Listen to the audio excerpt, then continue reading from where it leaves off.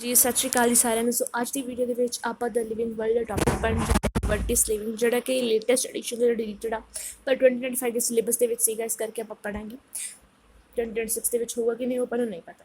When we try to define living, we conventionally look for distinctive characteristics exhibited by living organisms। ਜਦੋਂ ਆਪਾਂ ਕੀ ਹੈ living ਕੀ, ਠੀਕ ਹੈ, living word ਨੂੰ define ਕਰਦੇ ਹਾਂ ਤਾਂ ਆਪਾਂ ਉਸ ਕਰੈਕਟਰਿਸਟਿਕਸ ਨੂੰ ਦੇਖਦੇ ਹਾਂ, ਉਸ ਕਰੈਕਟਰਿਸਟਿਕਸ ਨੂੰ ਲੱਭਦੇ ਹਾਂ ਜਿਹੜੀਆਂ ਸਿਰਫ ਅਤੇ ਸਿਰਫ ਲਿਵਿੰਗ ਔਰਗੈਨਿਜ਼ਮਸ ਦੇ ਵਿੱਚ ਹੀ ਪਾਈਆਂ ਜਾਂਦੀਆਂ ਹੁਣ, ਨੋਨ ਲਿਵਿੰਗ ਔਰਗੈਨਿਜ਼ਮਸ ਦੇ ਵਿੱਚੋਂ ਨੋਨ ਲਿਵਿੰਗ ਥਿੰਗਸ ਦੇ ਵਿੱਚੋਂ ਨਹੀਂ ਪਾਈਆਂ ਜਾਂਦੀਆਂ ਹੁਣ, ਠੀਕ ਹੈ। ਤਾਂ ਆਪਣੇ ਮਾਈਂਡ ਦੇ ਵਿੱਚ ਕਿਹੜੀ ਯੂਨੀਕ ਫੀਚਰਸ ਹੁੰਦੇ ਨੇ, ਕਿਹੜੀ ਐਬਿਲਿਟੀਜ਼ ਆਉਂਦੀਆਂ ਨੇ, ਕਿਹੜੀ ਕਰੈਕਟਰਿਸਟਿਕਸ ਹੁੰਦੀਆਂ ਨੇ, ਤਾਂ ਆਪਣੇ ਦਿਮਾਗ ਦੇ ਵਿੱਚ ਆਉਂਦੇ growth, reproduction, ability to sense environment and mount a suitable response, ਠੀਕ ਹੈ।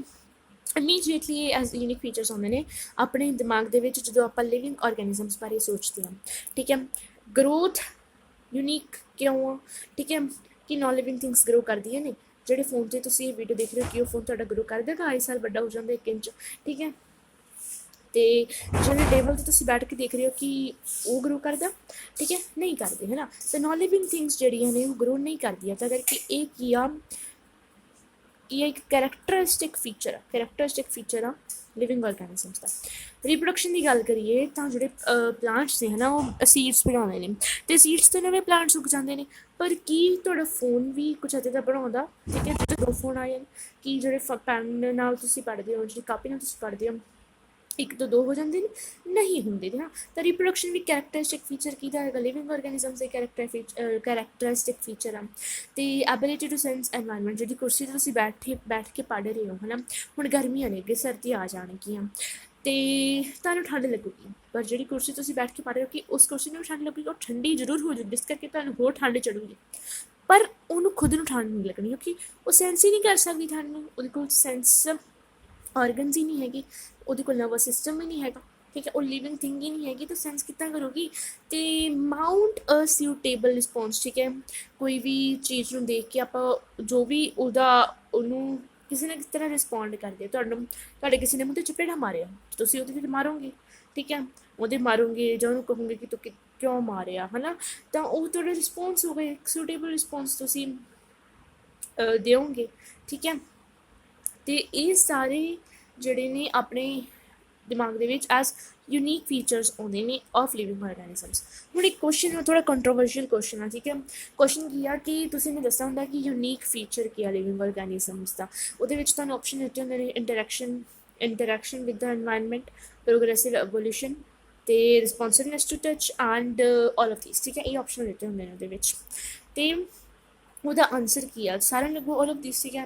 ਲਿਵਿੰਗ ਥਿੰਗਸ ਜਿਹੜੇ ਨੇ ਆਪਾਂ ਨੇ ਯੂਨੀਕ ਟੂ ਲਿਵਿੰਗ ਥਿੰਗਸ ਦੱਸਣਾ, ਠੀਕ ਹੈ, ਯੂਨੀਕ ਟੂ ਲਿਵਿੰਗ ਔਰਗੈਨਿਜ਼ਮਸ। ਇਹ ਕੁਐਸਚਨ ਆ ਕਿ ਸਿਰਫ ਜਿਹੜੇ ਲਿਵਿੰਗ ਔਰਗੈਨਿਜ਼ਮਸ ਦੇ ਵਿੱਚ ਦੇਖਣ ਨੂੰ ਮਿਲਣ, ਨੋਨ ਲਿਵਿੰਗ ਔਰਗੈਨਿਜ਼ਮਸ ਦੇ ਵਿੱਚ ਦੇਖਣ ਨੂੰ ਨਾ ਮਿਲਣ, ਹੈ ਨਾ। ਤਾਂ ਸਾਰੇ ਆਲ ਆਫ ਦਿਸ ਕਰਨਗੇ ਕਿ ਹਾਂ ਇਨਵਾਇਰਨਮੈਂਟ ਦੇ ਨਾਲ ਇੰਟਰੈਕਟ ਨੋਨ ਲਿਵਿੰਗ ਥਿੰਗਸ ਨਹੀਂ ਕਰਦੀਆਂ, ਲਿਵਿੰਗ ਥਿੰਗਸ ਕਰਦੀਆਂ ਨੇ। ਪ੍ਰੋਗਰੈਸਿਵ ਐਵੋਲਿਊਸ਼ਨ, ਅਤੇ ਸਾਰੇ ਆਪਾਂ ਨੂੰ ਦੇਖਣ 'ਤੇ ਇੱਦਾਂ ਲੱਗੂਗਾ, ਪਰ ਉਹ ਕੁਐਸਚਨ ਅਸਲ ਦੇ ਵਿੱਚ ਇਸ ਲਾਈਨ ਤੋਂ ਹੀ ਬਣਿਆ। ਉਸ ਕੁਐਸਚਨ ਦੇ ਵਿੱਚ ਕੀ ਕੀਤਾ ਗਿਆ ਗਾ, ਉਸ ਕੁਐਸਚਨ ਦਾ ਆਨਸਰ ਬਣਾਉਣ ਲਈ ਕਿ ਆਪਾਂ ਨੇ ਆਹ ਲਾਈਨ ਪੜ੍ਹੀ, growth, reproduction, ability to sense environment, ਇਹ ਤੋਂ ਬਾਅਦ ਐਂਡ ਆ ਗਿਆ। ਅਤੇ ਉਸ ਹਿਸਾਬ ਨਾਲ ਐਂਡ ਤੋਂ ਬਾਅਦ ਅੱਗੇ ਵਾਲੀ ਗੱਲ ਸ਼ੁਰੂ ਹੁੰਦੀ ਆ, ਜਿਹਦਾ ਪਿੱਛੇ ਵਾਲੀ ਗੱਲ ਨਾਲ ਕੋਈ ਸੰਬੰਧ ਨਹੀਂ। ਮਤਲਬ ਇਹਨੂੰ ਆਪਾਂ ਬਿਲਕੁਲ ਹੀ ਇਗਨੋਰ ਹੀ ਕਰਤਾ, ਕੋਈ ਭਾਈ ਨਹੀਂ ਦਿੱਤਾ, ਠੀਕ ਹੈ। ਜਦ ਕਿ ਐਬਿਲਿਟੀ ਟੂ ਸੈਂਸ ਐਨਵਾਇਰਨਮੈਂਟ ਅਤੇ ਇੰਟਰੈਕਸ਼ਨ ਵਿਦ ਐਨਵਾਇਰਨਮੈਂਟ, ਠੀਕ ਹੈ, ਇਹ ਕਾਫੀ ਸਿਮਿਲਰ ਚੀਜ਼ਾਂ ਨੇ, ਹੈ ਨਾ। ਫਿਰ ਉਸ ਕੁਐਸਚਨ ਦੇ ਆਨਸਰ ਹਿਸਾਬ ਨਾਲ ਇਹ ਬਣਦਾ ਕਿ ਤੁਸੀਂ ਇੱਥੋਂ ਅੱਗੋਂ ਸ਼ੁਰੂ ਕੀਤਾ, mount a suitable response come to a mind immediately as unique feature of living organisms. Features ਚੋਂ ਐਸ ਕੱਢਦਾ, ਠੀਕ ਹੈ, ਵੀ ਜਿਹੜਾ ਸੁਟੇਬਲ ਰਿਸਪੌਂਸ ਮਾਊਂਟ ਕਰਨਾ ਉਹ ਲਿਵਿੰਗ ਔਰਗੈਨਿਜ਼ਮਸ ਦਾ ਯੂਨੀਕ ਫੀਚਰ ਆ, ਉਹ ਆਪਣੇ ਦਿਮਾਗ ਦੇ ਵਿੱਚ ਆਉਂਦਾ ਗਾ, ਬਾਕੀ ਚੀਜ਼ਾਂ 'ਤੇ ਕੋਈ ਨਜ਼ਰ ਨਹੀਂ ਮਾਰੇਗੀ। ਵੈਸੇ ਜੇ ਆਪਾਂ ਦੇਖੀਏ ਤਾਂ ਬਾਕੀ ਦੇ option Ki C, interaction with the environment ਸੀਗਾ, ਇੱਕ ਪ੍ਰੋਗਰੈਸਿਵ ਐਵੋਲਿਊਸ਼ਨ ਸੀਗਾ, ਅਤੇ ਤੀਜਾ ਆਈ ਸੀਗਾ ਰਿਸਪੋਂਸਿਵਨੈਸ ਟੂ ਟੱਚ ਸੀਗਾ। ਅਤੇ ਪ੍ਰੋਗਰੈਸਿਵ ਐਵੋਲਿਊਸ਼ਨ ਵੈਸੇ it is not a unique feature, ਕਿਉਂਕਿ progressive evolution non living things 'ਤੇ ਵੀ ਹੁੰਦੀ ਆ। ਪਹਿਲਾਂ ਕੀਪੈਡ ਫੋਨ ਹੁੰਦਾ ਸੀ, ਹੈ ਨਾ, ਫਿਰ ਸਮਾਰਟਫੋਨ ਚੱਲਿਆ, ਪ੍ਰੋਗਰੈਸਿਵ ਐਵੋਲਿਊਸ਼ਨ ਹੋਈ ਆ। ਇੰਟਰੈਕਸ਼ਨ ਵਿਦ ਦਾ ਐਨਵਾਇਰਨਮੈਂਟ ਇੰਨਾ ਜਸਟੀਫਾਈ ਨਹੀਂ ਕਰ ਰਿਹਾ ਵੈਸੇ ਨੋਨ ਲਿਵਿੰਗ ਥਿੰਗਸ ਲਈ, ਲਿਵਿੰਗ ਥਿੰਗਸ ਦੇ ਲਈ, ਪਰ ਉਹਦਾ ਅਸਲ ਆਨਸਰ ਹੁੰਦਾ ਹੈਗਾ ਰਿਸਪੋਂਸਿਵਨੈਸ ਟੂ ਟੱਚ, ਠੀਕ ਹੈ। ਉਹ ਇਸ ਲਾਈਨ ਤੋਂ ਹੀ ਕੁਐਸਚਨ ਬਣਿਆ ਹੋਇਆ ਹੈਗਾ ਵੀ ਉਹਨਾਂ ਨੇ ਇੱਥੋਂ ਅੱਗੇ ਸ਼ੁਰੂ ਕਰਤਾ that mount a suitable response come to our mind immediately as unique feature of living organisms. One can add a few more features like metabolism, ability to self-replicate, self-organize, interact, and emergence to this list. ठीक है, ਆਪਾਂ ਹੋਰ ਵੀ features add ਕਰ ਸਕਦੇ ਆ, ਜਿੱਦਾਂ ਕਿ ਆਪਾਂ ਕੀ ਆ ਆਪਣੇ ਅੰਦਰ ਮੈਟਾਬੋਲਿਜ਼ਮ ਆ, ਠੀਕ ਹੈ, ਆਪਣੇ ਅੰਦਰ ਕੈਮੀਕਲ ਰਿਐਕਸ਼ਨਸ ਚੱਲ ਰਹੀਆਂ ਹਨ ਜਿਸ ਕਰਕੇ ਐਨਰਜੀ ਪ੍ਰੋਡਿਊਸ ਹੁੰਦੀ ਹੈ, ਆਪਣਾ ਫੂਡ ਡਾਈਜੈਸਟ ਹੁੰਦਾ ਹੈ ਨਾ, ਕਾਫੀ ਹੋਰ ਸਾਰੇ ਪ੍ਰੋਸੈਸ ਹਨ ਜਿਸ ਕਰਕੇ ਆਪਾਂ ਜਿੰਦਾ ਰਹਿ ਪਾ ਰਹੇ ਹਾਂ। ਠੀਕ ਹੈ, ਐਬਿਲਿਟੀ ਟੂ ਸੈਲਫ ਰੈਪਲੀਕੇਟ, ਆਪਾਂ ਆਪਣੇ ਰੈਪਲੀਕਾ ਬਣਾ ਸਕਦੇ ਹਾਂ, ਠੀਕ ਹੈ, ਆਪਣੇ ਤੋਂ अपने वर्गे होर ऑर्गेनिजम्स बना सकते हैं, सैल्फ ऑर्गेनाइज। ठीक है, तो मतलब सैल तो टिशू बनया, टिशू तो ऑर्गन तो ऑर्गन सिस्टम तो इंडिविजुअल। ठीक है, इस ऑर्गेनाइजेशन सैल्फ ऑर्गेनाइजेशन करके कितने होर भी इस लिस्ट के चीज़ा ऐड ऑन आप होर कर सकते हैं जो भी अपने दिमाग के आउंदियां ने जो आप लिविंग थिंग्स बारे सोचते हैं। ठीक है, तो ये किसी सारे कैरेक्टरिस्टिक फीचर्स ने। ठीक है, ये याद रखना कि ये सारे कैरेक्टरिस्टिक फीचर्स ने, बट डिफाइनिंग फीचर्स तो कैरेक्टरिस्टिक फीचर का वक्त होगा। ठीक है, कैरेक्टरिस्टिक फीचर्स मतलब एक कैरेक्टरिस्टिक्स आपको लिविंग ऑर्गेनिजम्स के देखने मिलते हैं। डिफाइनिंग वो होंगे जोड़े कि सिर्फ तो सिर्फ लिविंग ऑर्गेनिजम्स के देखने मिले, तो सारे लिविंग ऑर्गेनिजम्स देखने मिले, मतलब जिहदे जोड़ा डिफाइनिंग फीचर। ठीक है, लिविंग ऑर्गेनिजम जोड़े भी ऑर्गेनिजम के पर्टिकुलर डिफाइनिंग फीचर होगा लिविंग ही होगा। ठीक है, वो तुहानूं अगे होर डिटेल दे समझ आऊगा जो आप अगे रीडिंग करेंगे, तो मैं की कहना चाह रही हूँ। एक बार देख लो कि जो growth, reproduction, ability, sense, environment, ये सारे फीचर्स अपने दिमाग के आते हैं, तो माउंट ऑफ सूटेबल रिस्पॉन्स भी एज अ यूनिक फीचर आता। ठीक है, तो क्वेश्चन आंसर की सी रिस्पॉन्सिवनेस टू टच सेगा। तो होर भी आप फीचर्स ऐड कर सकते जिदा कि metabolism, ability to self replicate, self organise. ठीक है, होर भी फीचर्स इस लिस्ट के ऐड कर सकते हैं। हुण इत्थों आप अगे शुरू कर दिया next paragraph. Let us try to understand each of this. हम आप इस सारे फीचर्स को समझने की कोशिश करांगे।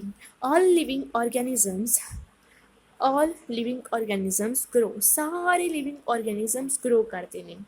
ठीक है, भावें प्लांट आ है ना, भावें एनीमल आ, भावें बैक्टीरिया है। ठीक है, कोई भी लिविंग ऑर्गेनिजम्स है, कुत्ता तो एनीमल ही हो गया है ना, सारे ग्रो करते हैं। वो डिफर कर सकते कि through out their life span grow करते हैं। ठीक है, या किन्ने साइज तक, किन्नी शेप तक ग्रो करते हैं, किन्ने सालों तक ग्रो करते हैं, वो डिफर कर सकता। पर यही किया कि सारे लिविंग ऑर्गेनिजम्स ग्रो करते हैं। Increase in mass and increase in number are twin characteristics of growth. ठीक है, दो कैरेक्टरिस्टिक्स ग्रोथ दिया कि ने इंक्रीज इन मास तो increase in number of individuals.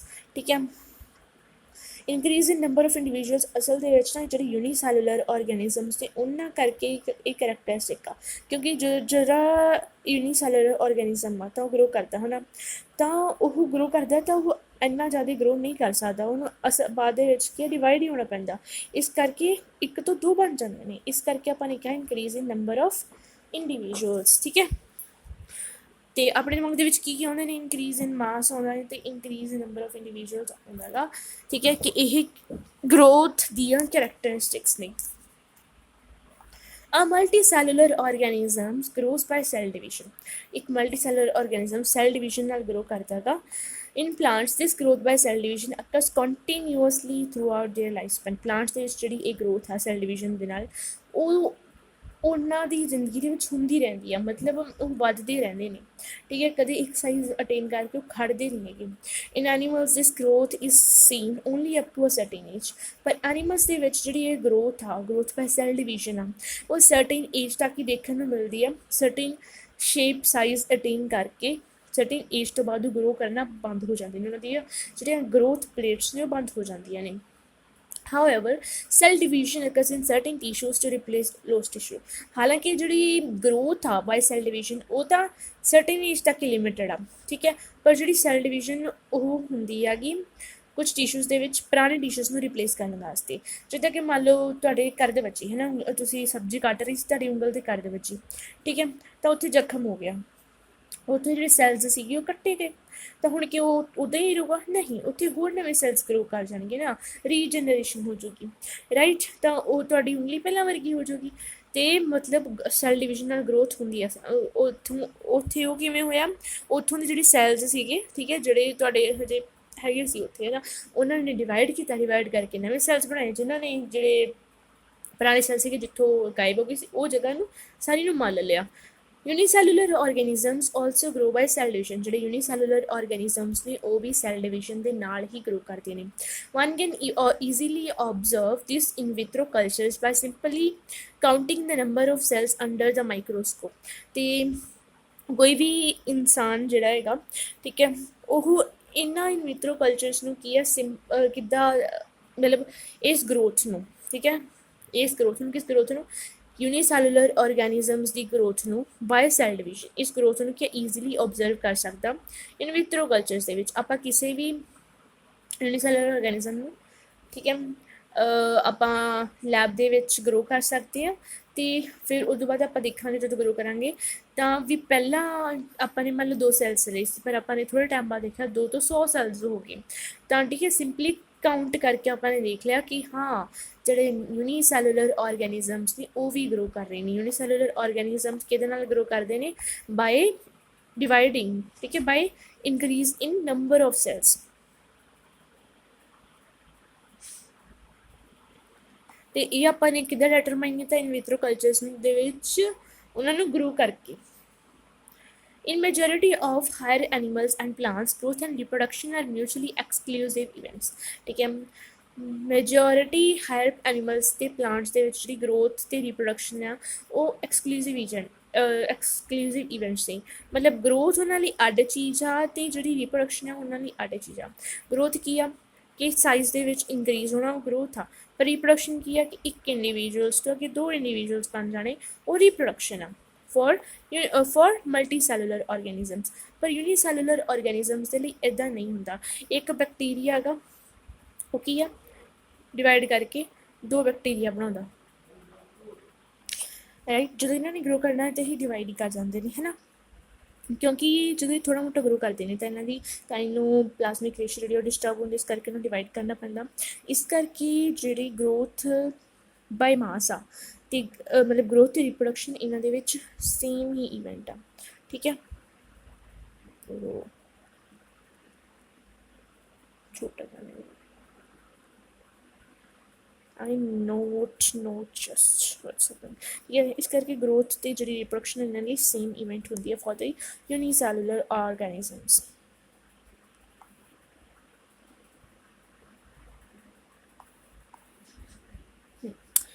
in animals, sorry, unicellular organisms ਵੀ ਜਿਹੜੇ ਸੈਲ ਡਿਵੀਜ਼ਨ ਨਾਲ ਗਰੋ ਕਰਦੇ ਆ, ਠੀਕ ਹੈ।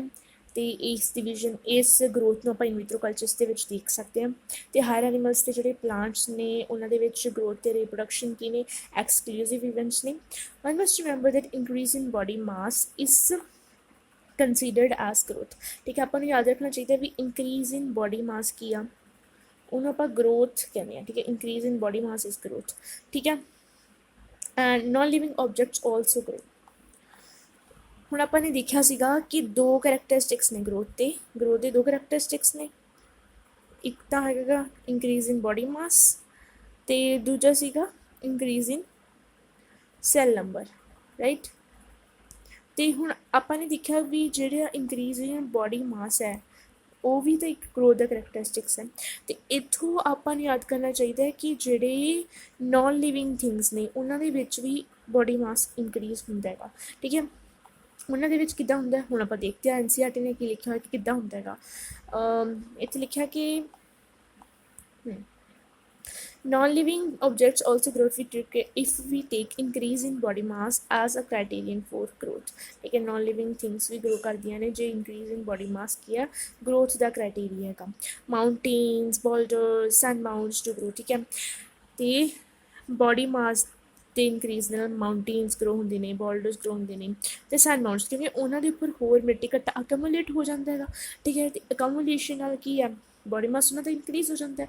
However this kind of growth is exhibited by non living objects is by accumulation of material on the surface, ਠੀਕ ਹੈ।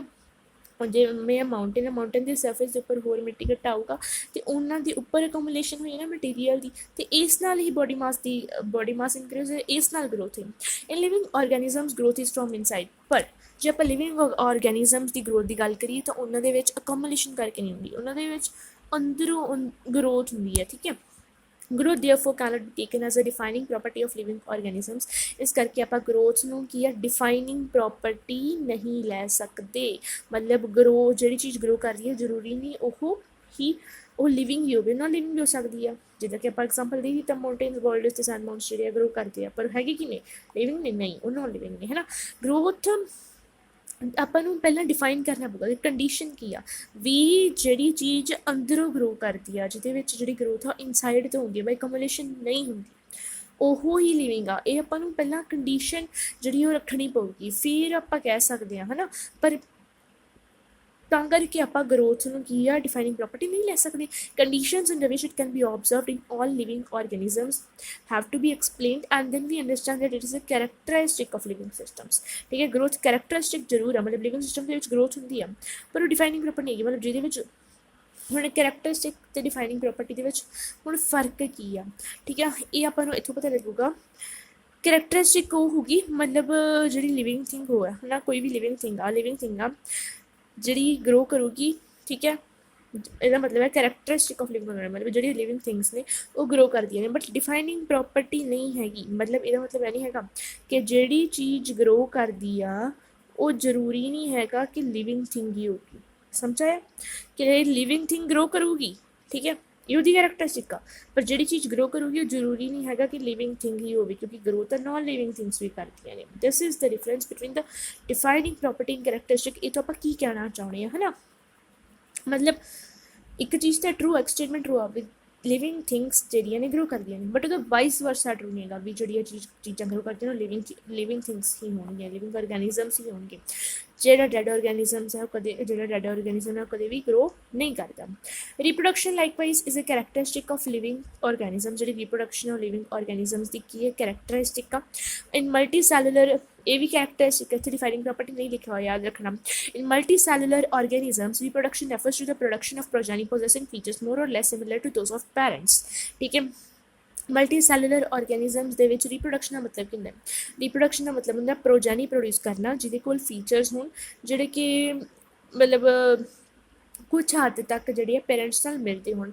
ਠੀਕ ਹੈ, ਕੁਝ ਕਿਸੇ ਆਰਗੈਨਿਜ਼ਮ ਦੇ ਵਿੱਚ ਵੱਧ ਫੀਚਰ ਮਿਲਦੇ ਹੋ ਸਕਦੇ, ਕਿਸੇ ਲਿਵਿੰਗ ਆਰਗੈਨਿਜ਼ਮਸ ਦੇ ਵਿੱਚ ਪੇਰੈਂਟਸ ਦੇ ਨਾਲ ਘੱਟ ਫੀਚਰ ਮਿਲਦੇ ਹੋ ਸਕਦੇ, ਪਰ ਮਿਲਦੇ ਹੋਣੇ ਚਾਹੀਦੇ ਨੇ ਕੁਛ ਨਾ ਕੁਛ ਫੀਚਰ ਜਿਹੜੇ ਮਿਲਦੇ ਹੋਣੇ ਚਾਹੀਦੇ ਨੇ ਪੇਰੈਂਟਸ ਦੇ ਨਾਲ। ਠੀਕ ਹੈ, ਅਤੇ ਮਲਟੀ ਸੈਲੂਲਰ ਆਰਗੈਨਿਜ਼ਮਸ ਦੇ ਵਿੱਚ ਰੀਪਰੋਡਕਸ਼ਨ ਕੀ ਹੁੰਦੀ ਆ ਵੀ ਪ੍ਰੋਜੈਨੀ ਪ੍ਰੋਡਿਊਸ ਕਰਨੀ ਜਿਹਦੇ ਕੋਲ more or less similar features ਹੋਣ, ਪੇਰੈਂਟਸ ਦੇ ਨਾਲ ਮਿਲਦੇ ਜੁਲਦੇ ਹੋਣ। ਠੀਕ ਹੈ, invariably and implicitly we refer to sexual reproduction. ਅਤੇ ਇਹਦਾ ਮਤਲਬ ਇੱਥੇ ਆਪਾਂ ਸੈਕਸ਼ੂਅਲ ਰੀਪਰੋਡਕਸ਼ਨ ਦੀ ਹੀ ਗੱਲ ਕਰਦੇ ਹੁੰਦੇ ਹਾਂ।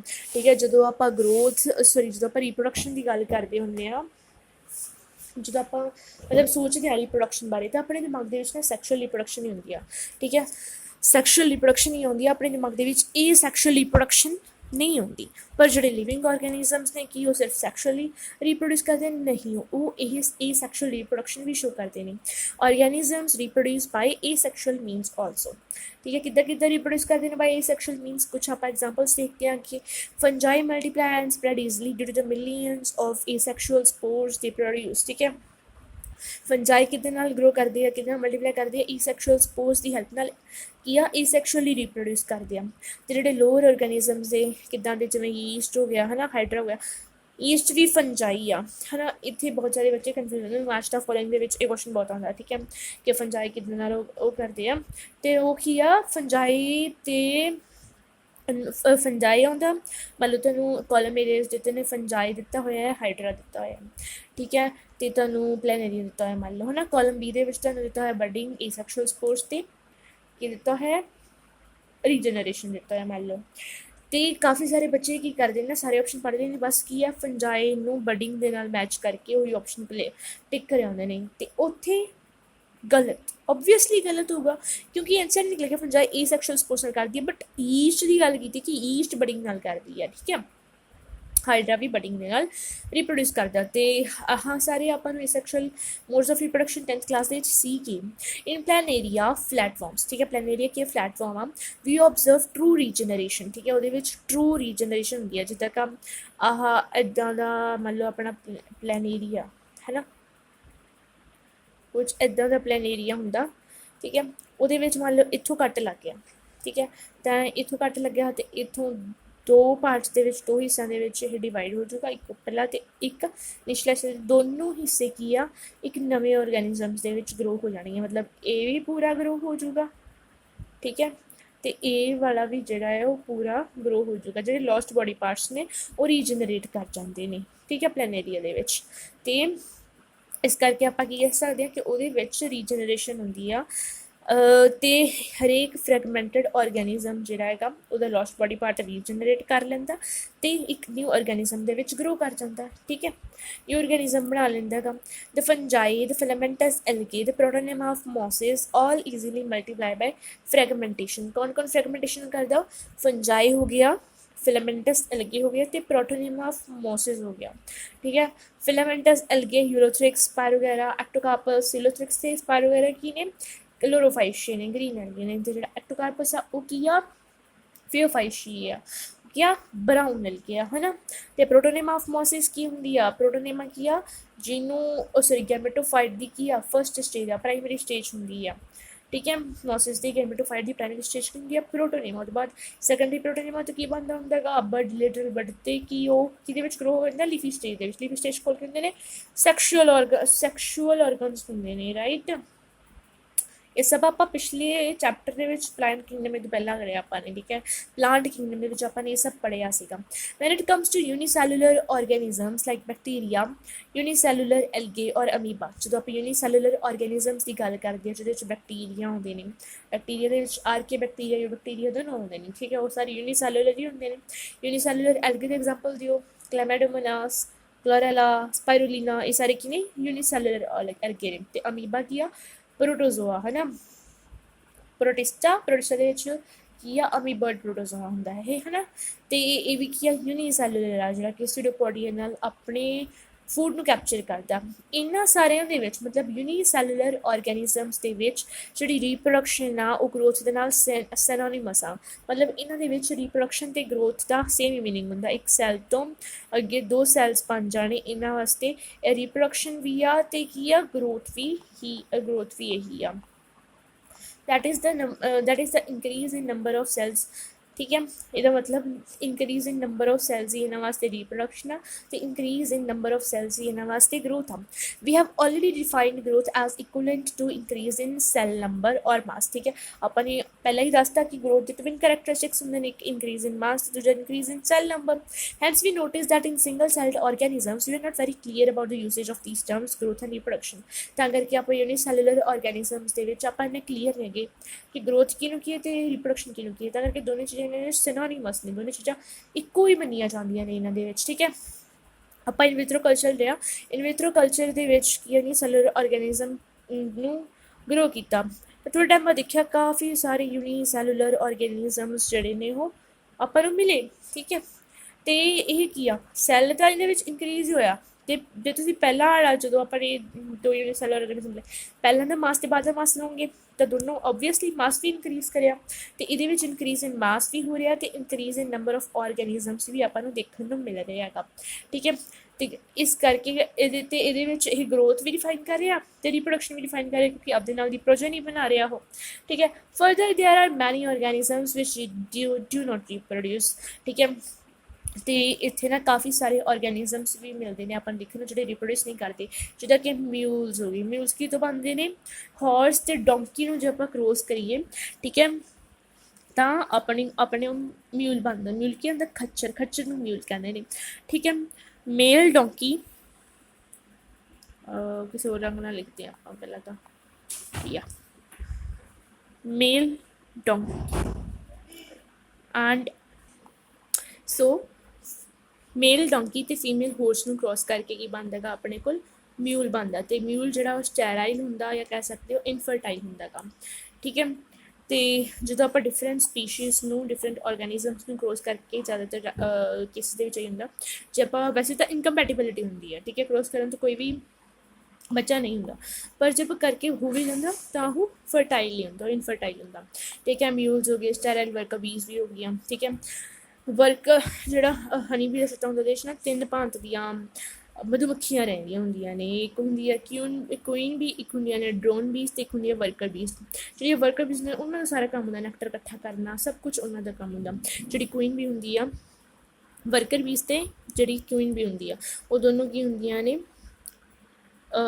ਫੀਮੇਲ ਹੁੰਦੀਆਂ ਨੇ। ਅਤੇ ਜਿਹੜੀ ਤੀਜੀ ਹੁੰਦੀ ਆ ਡਰੋਨ ਵੀ ਹੁੰਦੀ ਆ, ਉਹ ਹੁੰਦੀ ਹੈਗੀ ਮੇਲ ਹੁੰਦੀ ਆ। ਠੀਕ ਹੈ, ਬਸ ਇਹਨਾਂ ਦਾ ਕੰਮ ਹੁੰਦਾ ਹੈਗਾ ਰੀਪਰੋਡਕਸ਼ਨ ਕਰਨਾ, ਅਤੇ ਵਰਕਰ ਬੀਸ ਦਾ ਬਾਕੀ ਸਾਰਾ ਕੰਮ ਹੁੰਦਾ ਹੈਗਾ। ਠੀਕ ਹੈ, ਇਹਨਾਂ 'ਚੋਂ ਠੀਕ ਹੈ, ਇਹ ਆਪਣਾ ਹੋ ਗਿਆ। ਬਾਕੀ ਇਹ ਜ਼ਿਆਦਾ ਡੀਟੇਲ ਦੇ ਵਿੱਚ ਹਨੀ ਬੀ ਵਾਲਾ ਟੋਪਿਕ ਜਿਹੜਾ ਹੈਗਾ ਉਹਦੇ ਵਿੱਚ ਆਉਂਦਾ, ਪ੍ਰਿੰਸੀਪਲਸ ਆਫ ਇਨਹੈਰੀਟੈਂਸ ਵਾਲੇ ਚੈਪਟਰ ਦੇ ਵਿੱਚ ਆਉਂਦਾ ਹੈਗਾ।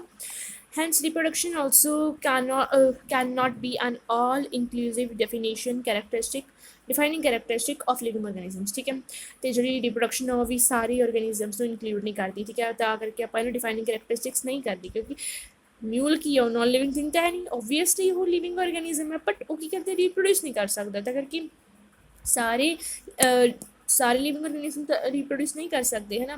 ਇਸ ਕਰਕੇ ਆਪਾਂ ਕਹਿ ਸਕਦੇ ਕਿ ਜਿਹੜੀ ਰਿਪਰੋਡਕਸ਼ਨ ਉਹ ਵੀ ਡਿਫਾਈਨਿੰਗ ਕਰੈਕਟਰ ਨਹੀਂ ਹੈ। Of course, no non-living object is capable of reproducing or replicating by itself। ਠੀਕ ਹੈ, ਕੋਈ ਵੀ ਨॉन ਲਿਵਿੰਗ, ਹਾਂ ਇਹ ਤਾਂ ਗੱਲ ਸਹੀ ਆ। ਠੀਕ ਹੈ, ਆਪਾਂ ਨੇ ਗਰੋਥ ਵਾਲੇ ਦੇ ਵਿੱਚ ਇੱਦਾਂ ਕਿਹਾ ਸੀਗਾ ਕਿ ਉਹਦੇ ਵਿੱਚ ਜਿਹੜੇ ਨॉन ਲਿਵਿੰਗ ਥਿੰਗਸ ਨੇ, ਮਾਊਂਟੇਨਸ ਹੋ ਗਏ, ਬੋਲਡਰਸ ਹੋ ਗਏ, ਸੈਂਡਮਾਊਂਟਸ ਹੋ ਗਏ, ਹੈ ਨਾ, ਉਹ ਗਰੋ ਕਰਦੇ ਨੇ ਬਾਈ ਅਕਮੂਲੇਸ਼ਨ। ਠੀਕ ਹੈ, ਉਹਦੇ ਵਿੱਚ ਆਪਾਂ ਨੂੰ ਕੰਡੀਸ਼ਨ ਸਪੈਸੀਫਾਈ ਕਰਨੀ ਪੈ ਜਾਂਦੀ ਸੀ, ਹੈ ਨਾ। ਇਸ ਕਰਕੇ ਆਪਾਂ ਨੇ ਗਰੋਥ ਨੂੰ ਡਿਫਾਈਨਿੰਗ ਪ੍ਰੋਪਰਟੀ ਨਹੀਂ ਲਿਆ, ਅਤੇ ਰਿਪਰੋਡਕਸ਼ਨ ਨੂੰ ਕਿਉਂ ਨਹੀਂ ਲਿਆ, ਕਿਉਂਕਿ ਸਾਰੇ ਲਿਵਿੰਗ ਔਰਗੈਨਿਜ਼ਮਸ ਰਿਪਰੋਡਿਊਸ ਨਹੀਂ ਕਰਦੇ। ਹਾਲਾਂਕਿ ਇਹ ਗੱਲ ਸੱਚ ਹੈ ਕਿ ਕੋਈ ਵੀ ਨॉन ਲਿਵਿੰਗ ਥਿੰਗ ਜਿਹੜੀ ਰਿਪਰੋਡਿਊਸ ਨਹੀਂ ਕਰਦੀ, ਠੀਕ ਹੈ, ਪਰ ਸਾਰੇ ਲਿਵਿੰਗ ਔਰਗੈਨਿਜ਼ਮਸ ਰਿਪਰੋਡਿਊਸ ਨਹੀਂ ਕਰਦੀ। ਇਸ ਕਰਕੇ ਰਿਪਰੋਡਕਸ਼ਨ ਕੀ ਡਿਫਾਈਨਿੰਗ ਪ੍ਰੋਪਰਟੀ ਨਹੀਂ ਹੈਗੀ। ਸੋ ਅਤੇ ਇੱਕ ਹੋਰ ਹੈ, ਠੀਕ ਹੈ, ਆਪਾਂ ਨੇ ਰਿਪਰੋਡਕਸ਼ਨ ਨੂੰ ਕਿਉਂ ਨਹੀਂ ਲਿਆ ਡਿਫਾਈਨਿੰਗ ਪ੍ਰੋਪਰਟੀ। ਪਹਿਲੀ ਗੱਲ ਤਾਂ ਰਿਪਰੋਡਕਸ਼ਨ ਦੀ ਗਰੋਥ ਨੂੰ ਤਾਂ ਨਹੀਂ ਲਿਆ, ਉਹੀ ਆਪਾਂ ਪਹਿਲਾ ਰੀਜ਼ਨ ਦੱਸਦਾ। ਅਤੇ ਦੂਜਾ ਰੀਜ਼ਨ ਇਹ ਆ ਕਿ ਯੂਨੀਸੈਲੂਲਰ ਔਰਗੈਨਿਜ਼ਮਸ ਦੇ ਵਿੱਚ ਨਾ ਗਰੋਥ ਅਤੇ ਰਿਪਰੋਡਕਸ਼ਨ ਦੀ ਨਾ ਅਲੱਗ-ਅਲੱਗ ਡੈਫੀਨੇਸ਼ਨ ਹੈਗੀ, ਤਾਂ ਉਹਨੇ ਸਿਨੋਨਿਮਸ ਚੀਜ਼ਾਂ ਨੇ, ਉਹਨਾਂ ਨੂੰ ਆਪਾਂ ਇੱਕ ਸਹੀ ਡੈਫੀਨੇਸ਼ਨ ਨਹੀਂ ਦੇ ਪਾ ਰਹੇ ਯੂਨੀਸੈਲੂਲਰ ਔਰਗੈਨਿਜ਼ਮਸ ਦੇ ਕੇਸ ਦੇ ਵਿੱਚ।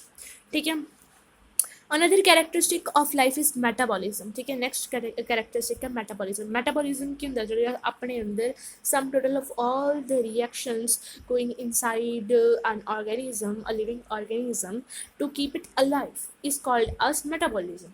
all living organisms are made of chemicals। ਸਾਰੇ living organisms chemicals ਦੇ ਬਣੇ ਹੁੰਦੇ ਨੇ। ਠੀਕ ਹੈ, ਇਹ chemicals ਜਿਹੜੇ ਆ ਛੋਟੇ ਹੋ ਸਕਦੇ ਨੇ, ਵੱਡੇ ਹੋ ਸਕਦੇ ਨੇ। ਠੀਕ ਹੈ, various classes, sizes ਤੇ functions ਨੂੰ belong ਕਰ ਸਕਦੇ ਨੇ, ਵੇਰੀਅਸ ਕਲਾਸਿਸ ਨੂੰ ਬਿਲੋਂਗ ਕਰ ਸਕਦੇ ਨੇ, ਵੇਰੀਅਸ ਸਾਈਜ਼ਿਸ ਦੇ ਹੋ ਸਕਦੇ ਨੇ, ਅਤੇ ਅਲੱਗ ਫੰਕਸ਼ਨ ਇਹ ਪਰਫੋਰਮ ਕਰ ਸਕਦੇ ਨੇ। ਠੀਕ ਹੈ, ਅਤੇ are constantly being made and change into some other biomolecules. ਅਤੇ ਜਿਹੜੇ ਇਹ ਕੈਮੀਕਲਸ ਨੇ, ਠੀਕ ਹੈ, ਉਹ ਕੌਨਸਟੈਂਟਲੀ ਲਿਵਿੰਗ ਔਰਗੈਨਿਜ਼ਮ ਦੇ ਅੰਦਰ ਬਣਦੇ ਰਹਿੰਦੇ ਨੇ, ਅਤੇ ਦੂਜੇ ਕਿਸੇ ਹੋਰ ਬਾਇਓਮੋਲੀਕਿਊਲ ਦੇ ਵਿੱਚ, ਦੂਜੇ ਕਿਸੇ ਹੋਰ ਕੈਮੀਕਲ ਦੇ ਵਿੱਚ ਚੇਂਜ ਹੁੰਦੇ ਰਹਿੰਦੇ ਨੇ। these conversions are chemical reactions or metabolic reactions। ਤੇ ਜਿਹੜੀ ਇਹ conversions ਨੇ, ਠੀਕ ਹੈ, ਕੁਝ ਬਾਇਓਮੋਲੀਕਲਸ ਦਾ ਬਣਨਾ, ਉਹਨਾਂ ਦਾ ਦੂਜੇ ਬਾਇਓਮੋਲੀਕਲਸ ਦੇ ਵਿੱਚ ਚੇਂਜ ਹੋਣਾ, ਇਹ ਜਿਹੜੀ conversions ਨੇ ਉਹ chemical reactions ਨੇ। ਠੀਕ ਹੈ, ਜਾਂ ਫਿਰ metabolic reaction ਵੀ ਕਹਿ ਸਕਦੇ ਇਹਨਾਂ ਨੂੰ। there are thousands of metabolic reactions occurring simultaneously inside all living organisms। ਠੀਕ ਹੈ, thousands of chemical reactions ਇੱਕੋ ਟਾਈਮ 'ਤੇ ਇੱਕ ਲਿਵਿੰਗ ਔਰਗੈਨਿਜ਼ਮਸ ਦੇ ਵਿੱਚ ਟੇਕ ਪਲੇਸ ਕਰਦੀਆਂ ਨੇ, ਬੀ ਦੇ ਯੂਨੀਸੈਲੂਲਰ ਔਰ ਮਲਟੀ ਸੈਲੂਲਰ, ਭਾਵੇਂ ਉਹ ਲਿਵਿੰਗ ਔਰਗੈਨਿਜ਼ਮ ਯੂਨੀਸੈਲੂਲਰ ਹੋਵੇ, ਭਾਵੇਂ ਮਲਟੀ ਸੈਲੂਲਰ ਹੋਵੇ। All plants, animals, fungi and microbes exhibit metabolism. ਠੀਕ ਹੈ, ਸਾਰੇ ਲਿਵਿੰਗ ਔਰਗੈਨਿਜ਼ਮਸ, ਭਾਵੇਂ ਪਲਾਂਟਸ ਹੋਣ, ਐਨੀਮਲਸ ਹੋਣ, ਫੰਜਾਈ ਹੋਣ, ਭਾਵੇਂ ਬੈਕਟੀਰੀਆ ਹੋਣ, ਭਾਵੇਂ ਮਾਈਕਰੋਬਸ ਹੋਣ, ਠੀਕ ਹੈ, ਉਹ ਸਾਰਿਆਂ ਦੇ ਅੰਦਰ ਮੈਟਾਬੋਲਿਜ਼ਮ ਹੁੰਦਾ ਹੀ ਹੁੰਦਾ ਹੈ। The sum total of all the chemical reactions occurring in our body is metabolism. ਠੀਕ ਹੈ, ਸਾਰੇ ਕੈਮੀਕਲ ਰਿਐਕਸ਼ਨਸ ਜਿਹੜੇ ਆਪਣੀ ਬੋਡੀ ਦੇ ਵਿੱਚ ਹੋ ਰਹੀਆਂ ਨੇ, ਠੀਕ ਹੈ, ਉਹਨਾਂ ਦੇ ਸਮ ਨੂੰ ਕੀ ਕਿਹਾ ਜਾਂਦਾ, ਮੈਟਾਬੋਲਿਜ਼ਮ ਕਿਹਾ ਜਾਂਦਾ ਹੈਗਾ। ਨੋ ਨੋਨ ਲਿਵਿੰਗ ਆਬਜੈਕਟ ਐਗਜ਼ਿਬਿਟਸ ਮੈਟਾਬੋਲਿਜ਼ਮ। ਕੋਈ ਵੀ ਨੋਨ ਲਿਵਿੰਗ ਆਬਜੈਕਟ ਦੇ ਅੰਦਰ ਮੈਟਾਬੋਲਿਜ਼ਮ ਦੇਖਣ ਨੂੰ ਆਪਾਂ ਨੂੰ ਨਹੀਂ ਮਿਲਦਾ ਹੈਗਾ।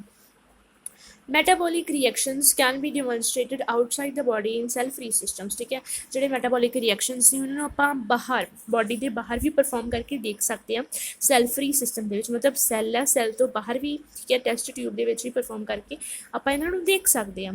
ਠੀਕ ਹੈ, ਅਤੇ ਇਹਨਾਂ ਨੂੰ ਕਿਹਾ ਜਾਂਦਾ ਆਈਸੋਲੇਟਡ ਮੈਟਾਬੋਲਿਕ ਰਿਐਕਸ਼ਨਸ। ਠੀਕ ਹੈ, ਮਤਲਬ ਇੱਕ ਰਿਐਕਸ਼ਨ ਨੂੰ ਬਾਹਰ ਪਰਫੋਰਮ ਕਰਕੇ ਦੇਖਾਂਗੇ ਅਤੇ ਆਪਾਂ ਨੂੰ ਕਹਾਂਗੇ ਕਿ ਉਹ ਆਈਸੋਲੇਟਡ ਮੈਟਾਬੋਲਿਕ ਰਿਐਕਸ਼ਨ ਹੈ। And isolated metabolic reaction outside the body of an organism performed in a test tube is neither living nor non living. ਠੀਕ ਹੈ, ਜਿਹੜੀਆਂ ਬੋਡੀ ਦੇ ਬਾਹਰ ਆਪਾਂ ਸੈਲ ਫਰੀ ਸਿਸਟਮਸ ਦੇ ਵਿੱਚ ਕੀ ਆ ਰਿਐਕਸ਼ਨਸ ਕਰਦੇ ਆ, ਠੀਕ ਹੈ, ਉਹ ਨਾ ਹੀ ਲਿਵਿੰਗ ਹੁੰਦੀਆਂ ਨੇ ਨਾ ਹੀ ਨੋਨ ਲਿਵਿੰਗ ਹੁੰਦੀਆਂ ਨੇ, ਠੀਕ ਹੈ। ਇਹਨੂੰ ਕੀ ਹੋ ਗਿਆ, ਉਹ ਸਿੱਖ ਸੋ ਉਹ ਲਿਵਿੰਗ ਜਾਂ ਨੋਨ ਲਿਵਿੰਗ ਕਿਉਂ ਨਹੀਂ ਹੁੰਦੀਆਂ? ਲਿਵਿੰਗ ਤਾਂ ਨਹੀਂ ਹੈਗੀਆਂ ਹੈ ਨਾ, ਕਿਉਂਕਿ ਉਹ ਸੈੱਲ ਦੇ ਅੰਦਰ ਨਹੀਂ ਹੋ ਰਹੀਆਂ, ਠੀਕ ਹੈ। ਸੈੱਲ ਹੀ ਡਿਫਾਈਨਿੰਗ ਫੰਡਾਮੈਂਟਲ ਸਟਰਕਚਰ ਯੂਨਿਟ ਆ ਹੈ ਨਾ ਲਿਵਿੰਗ ਔਰਗੈਨਿਜ਼ਮਸ ਦੀ। ਅਤੇ ਨੋਨ ਲਿਵਿੰਗ ਤਾਂ ਨਹੀਂ ਹੈਗੀਆਂ ਕਿਉਂਕਿ ਉਹ ਕੈਮੀਕਲ ਰਿਐਕਸ਼ਨਸ ਲਿਵਿੰਗ ਔਰਗੈਨਿਜ਼ਮਸ ਦੇ ਵਿੱਚ ਹੁੰਦੀਆਂ ਨੇ। ਸੋ ਜੇ ਆਪਾਂ ਆਈਸੋਲੇਟਡ ਕੈਮੀਕਲ ਰਿਐਕਸ਼ਨ ਕਰਦੇ ਹਾਂ ਕੋਈ ਵੀ ਸੈਲ ਫਰੀ ਸਿਸਟਮ ਦੇ ਵਿੱਚ ਹੈ ਨਾ, ਅਤੇ ਉਹ ਨਾ ਹੀ ਲਿਵਿੰਗ ਹੁੰਦੀ ਹੈ ਨਾ ਹੀ ਨੋਨ ਲਿਵਿੰਗ। ਦੇ ਕੁਐਸਚਨ ਬਣ ਸਕਦਾ ਕਿ ਜਿਹੜੀਆਂ ਮੈਟਾਬੋਲਿਕ ਰਿਐਕਸ਼ਨਸ ਇਨ ਵਿਟਰੋ ਕਲਚਰਸ ਜਿਹੜੀਆਂ ਹੁੰਦੀਆਂ ਨੇ ਉਹ ਲਿਵਿੰਗ ਥਿੰਗਸ ਨੇ ਨੋਨ ਲਿਵਿੰਗ ਥਿੰਗਸ ਨੇ ਜਾਂ ਕੀ ਨੇ ਹੈ ਨਾ, ਤਾਂ ਉਹ ਨਾ ਹੀ ਲਿਵਿੰਗ ਨੇ ਨਾ ਹੀ ਨੋਨ ਲਿਵਿੰਗ ਨੇ। Hence while metabolism is a defining property of all living organisms, ਠੀਕ ਹੈ। ਹੁਣ ਯਾਦ ਰੱਖਣਾ ਕਿ ਮੈਟਾਬੋਲਿਜ਼ਮ ਜਿਹੜਾ ਹੈਗਾ ਉਹ ਡਿਫਾਈਨਿੰਗ ਫੀਚਰ ਆ ਸਾਰੀ ਲਿਵਿੰਗ ਔਰਗੈਨਿਜ਼ਮਸ ਦਾ, ਕਿਉਂਕਿ ਜਿਹੜਾ ਮੈਟਾਬੋਲਿਜ਼ਮ ਆ ਕੈਮੀਕਲ ਰਿਐਕਸ਼ਨ ਭਾਵੇਂ ਇਨਫਰਟਾਈਲ ਹੋਵੇ ਉਹ ਚੀਜ਼, ਭਾਵੇਂ ਫਰਟਾਈਲ ਹੋਵੇ, ਭਾਵੇਂ ਕੋਮਾ ਦੇ ਵਿੱਚ ਹੋਵੇ, ਭਾਵੇਂ ਕਿੱਦਾਂ ਮਰ ਜਾਵੇ, ਉਹਦੇ ਅੰਦਰ ਕੈਮੀਕਲ ਰਿਐਕਸ਼ਨਸ ਜਿਹੜੀਆਂ ਹੋਣਗੀਆਂ ਉਹ ਜਿਵੇਂ ਰੱਖਣ ਵਾਸਤੇ ਚੱਲ ਰਹੀਆਂ ਹੋਣਗੀਆਂ ਹੈ ਨਾ। ਤਾਂ ਕਰਕੇ ਜਿਹੜਾ ਮੈਟਾਬੋਲਿਜ਼ਮ ਉਹ ਡਿਫਾਈਨਿੰਗ ਪ੍ਰੋਪਰਟੀ ਹੈ ਕਿਸੇ ਵੀ ਐਕਸੈਪਸ਼ਨ ਤੋਂ ਬਿਨਾਂ, ਅਤੇ ਕਿਸੇ ਵੀ ਨੋਨ ਲਿਵਿੰਗ ਥਿੰਗ ਦੇ ਵਿੱਚ ਮੈਟਾਬੋਲਿਕ ਰਿਐਕਸ਼ਨਸ ਟੇਕ ਪਲੇਸ ਨਹੀਂ ਕਰਦੀਆਂ। ਪਰ ਜੇ ਆਪਾਂ ਗੱਲ ਕਰੀਏ ਆਈਸੋਲੇਟਡ ਮੈਟਾਬੋਲਿਕ ਰਿਐਕਸ਼ਨਸ ਦੀ ਜਿਹੜੀ ਕਿ ਇਨਵਿਟਰੋ ਕਲਚਰਸ ਦੇ ਵਿੱਚ ਆਪਾਂ ਕਰਦੇ ਹਾਂ ਨਾ, ਇਨਵਿਟਰੋ ਕਰਦੇ ਹਾਂ ਮਤਲਬ ਲੈਬ ਦੇ ਅੰਦਰ ਕਰਦੇ ਆ, ਇਨਵਿਟਰੋ ਇਨ ਵੀਵੋ, ਇਹ ਦੋ ਵਰਡਸ ਨਹੀਂ, ਇੱਕ ਤਾਂ ਹੈਗਾ ਇਨਵਿਟਰੋ, ਦੂਜਾ ਹੈਗਾ ਇਨ ਵੀਵੋ। ਇਨ ਵਿਟਰੋ ਦਾ ਮਤਲਬ ਹੁੰਦਾ ਗਾ ਇਨਸਾਈਡ ਟੈਸਟ ਟਿਊਬ, ਅਤੇ ਇਨ ਵੀਵੋ ਦਾ ਮਤਲਬ ਹੁੰਦਾ ਇਨਸਾਈਡ ਹਿਊਮਨ ਬੋਡੀ, ਠੀਕ ਹੈ। ਹਿਊਮਨ ਬੋਡੀ ਜਾਂ ਕੋਈ ਵੀ ਲਿਵਿੰਗ ਔਰਗੈਨਿਜ਼ਮ ਦੇ ਅੰਦਰ, ਠੀਕ ਹੈ। ਅਤੇ ਉਹ ਲਿਵਿੰਗ ਥਿੰਗਸ ਨੇ, are not living things but surely living reactions ਜਿਹੜੀਆਂ ਆਈਸੋਲੇਟਡ ਮੈਟਾਬੋਲਿਕ ਰਿਐਕਸ਼ਨਸ ਦੀਆਂ ਇਨ ਵਿਟਰੋ ਕਲਚਰਸ ਦੇ ਵਿੱਚ ਉਹ ਲਿਵਿੰਗ ਥਿੰਗਸ ਨਹੀਂ ਹੈਗੀਆਂ, ਉਹ ਲਿਵਿੰਗ ਔਰਗੈਨਿਜ਼ਮਸ ਨਹੀਂ ਹੈਗੇ, ਬਟ ਆਪਾਂ ਉਹਨਾਂ ਨੂੰ ਲਿਵਿੰਗ ਰਿਐਕਸ਼ਨਸ ਕਹਿ ਸਕਦੇ ਹਾਂ, ਠੀਕ ਹੈ। ਇਨ ਵਿਟਰੋ ਕਲਚਰਸ ਦੇ ਵਿੱਚ ਜਿਹੜੇ ਮੈਟਾਬੋਲਿਕ ਰਿਐਕਸ਼ਨਸ ਦੇ ਨਾ ਹੀ ਲਿਵਿੰਗ ਹੁੰਦੀਆਂ ਨੇ ਨਾ ਹੀ ਨੋਨ ਲਿਵਿੰਗ ਹੁੰਦੀਆਂ ਨੇ, ਜੇ ਆਪਾਂ ਠੀਕ ਹੈ ਥਿੰਗ ਦੀ ਗੱਲ ਕਰੀਏ, ਠੀਕ ਹੈ। ਲਿਵਿੰਗ ਥਿੰਗਸ ਤਾਂ ਹੈ ਨਹੀਂ ਪਰ ਲਿਵਿੰਗ ਰਿਐਕਸ਼ਨ ਜ਼ਰੂਰ ਨੇ, ਆਪਾਂ ਉਹਨਾਂ ਨੂੰ ਲਿਵਿੰਗ ਰਿਐਕਸ਼ਨ ਜ਼ਰੂਰ ਕਹਿ ਸਕਦੇ ਹਾਂ। Hence, cellular organization of the body is a defining feature of all life forms। ਤੇ ਜਿਹੜੀ cellular organization ਆ ਉਹ ਕੀ ਆ, ਸਾਰੇ ਲਾਈਫ ਫਾਰਮਸ ਦੀ ਡਿਫਾਈਨਿੰਗ ਫੀਚਰ ਆ, ਕਿਉਂਕਿ cell is the fundamental structural basic unit ਜਿਹੜੀ ਆ ਉਹ ਸੈੱਲ ਹੀ ਆ, ਸੈੱਲ ਤੋਂ ਹੀ ਅੱਗੇ ਸਭ ਕੁਝ ਬਣਦਾ ਔਰਗੈਨਿਜ਼ਮ ਦਾ।